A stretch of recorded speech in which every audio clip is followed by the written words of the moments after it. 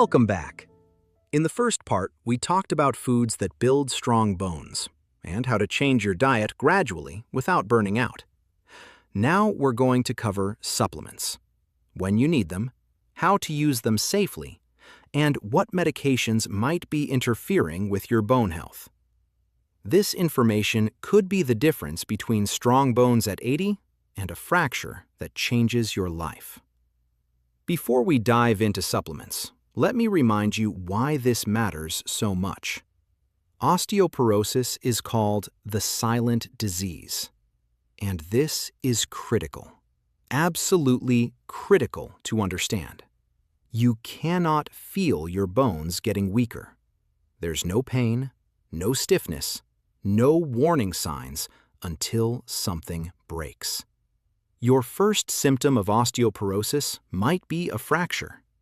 Think about it this way.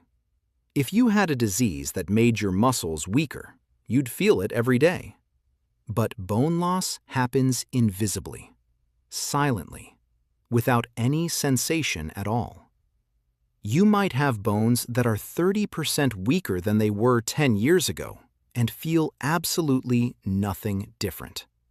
Then, one day you step off a curb wrong, fall, and break your wrist or hip. And suddenly, you discover you have osteoporosis. The only way to know if you have osteoporosis before you break something is to get a bone density test called a DEXA scan. This is a special X-ray that measures how dense your bones are. The test takes about 10 minutes, doesn't hurt, and gives you a score. A score above -1 means normal bone density. A score between -1 and -2.5 means osteopenia, which is low bone density but not yet osteoporosis. A score below -2.5 means osteoporosis. If you're a woman over 65 or a man over 70, you should get this test. If you're younger but have risk factors like early menopause, family history of osteoporosis, or you've taken certain medications like long-term steroids, you should get tested earlier. Can you get all your calcium and vitamin D from food alone? For vitamin D, probably not if you're over 50, especially if you live in northern climates, spend most of your time indoors. A vitamin D supplement of 800 to 1,000 international units per day is recommended for most people over 50. For calcium, it depends. If you eat dairy products regularly, along with leafy greens and fortified foods, you might meet your needs from food. But many people, especially those who are lactose intolerant, don't like dairy or follow plant-based diets, may need a calcium supplement. Studies in the Journal of the American Medical Association found that people over 65 who took calcium and vitamin D supplements had 20 to 30% fewer hip fractures compared to those who didn't. But here's something important. Don't megadose. More is not better. Stick to the recommended amounts unless your doctor tells you otherwise based on blood tests. If you decide to take a calcium supplement, here are some important tips to make sure you're actually absorbing it and not just wasting money. Take calcium carbonate with food because it needs stomach acid to be absorbed. This is the most common and cheapest form of calcium supplement. Calcium citrate can be taken anytime, with or without food, and it's better if you take acid-reducing medications for heartburn or reflux. Don't take calcium supplements at the same time as iron supplements or thyroid medication because they interfere with each other's absorption. Space them at least 2 hours apart.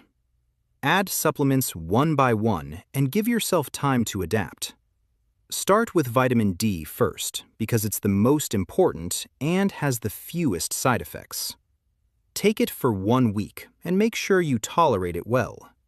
Then add calcium if you need it. Take both for a week or two. If your doctor recommends magnesium or other supplements, add those next, one at a time.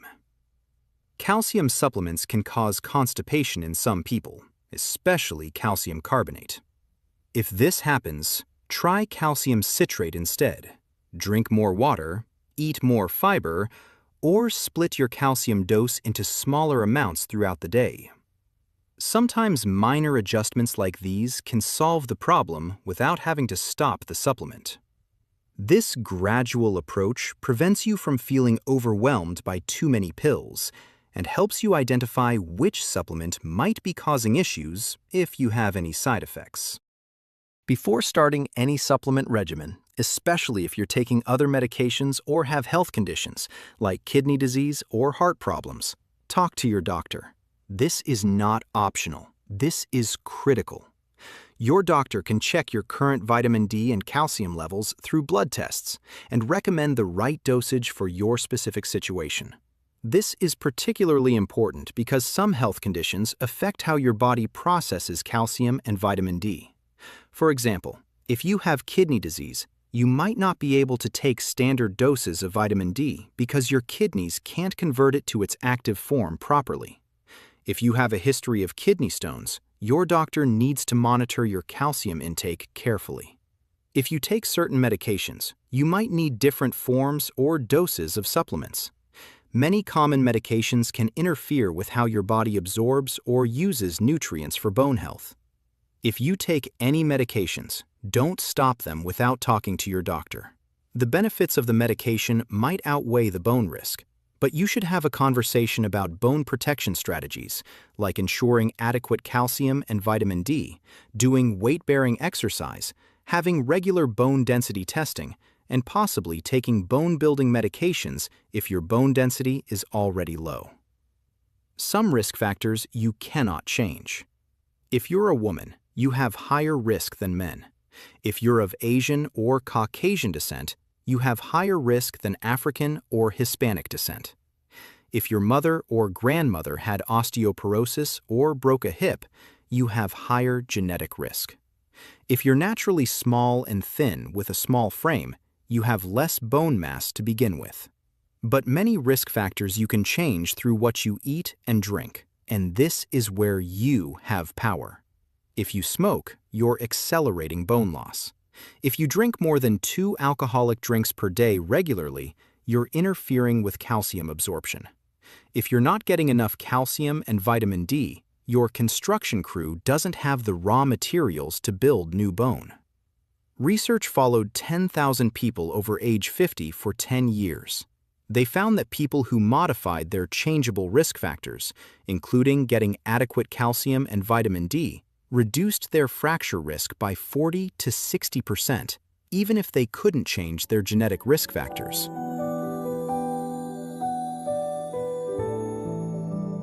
Here's how to approach supplements for bone health in a practical, sustainable way. First, get a bone density test if you're at the recommended age or have risk factors. Know where you stand. Second, track your calcium and vitamin D intake from food for a few days to see if you're meeting your needs. Third, if you're falling short, prioritize getting more from food before turning to supplements. Fourth, if you still need supplements, start with vitamin D because most people over 50 need it. Fifth, add calcium supplements only if your food intake is insufficient, starting with 1 dose per day and building up if needed. Sixth, take supplements correctly. Calcium carbonate with food, split large doses throughout the day, and space away from other medications that might interfere. Seventh, add supplements gradually, one at a time, to identify any issues. Eighth, and this is critical, consult with your doctor before starting, especially if you take medications or have health conditions. Review your medications with your doctor to identify any that might be harming your bones. If you take bone-harming medications long-term, make bone protection a priority through diet, supplements, exercise, and monitoring. Let me summarize the most important points. Most people over 50 need a vitamin D supplement of 800 to 1,000 international units per day. Many people also need calcium supplements if they can't get 1,000 to 1,200 milligrams from food. Supplements work. Studies show 20 to 30% fewer fractures in people who take calcium and vitamin D. But don't megadose. More is not better and can be harmful. Take supplements correctly to ensure absorption. Start gradually, one supplement at a time. Always consult your doctor before starting, especially if you take other medications or have health conditions. Be aware that common medications like steroids, acid-reducing drugs, some antidepressants, and others can interfere with bone health. Don't stop your medications, but discuss bone protection strategies with your doctor. Get a bone density test to know where you stand. Modify your changeable risk factors, which can reduce fracture risk by 40 to 60%. Work with your doctor, and your bones will have what they need to stay strong. You have more power over your bone health than you might think.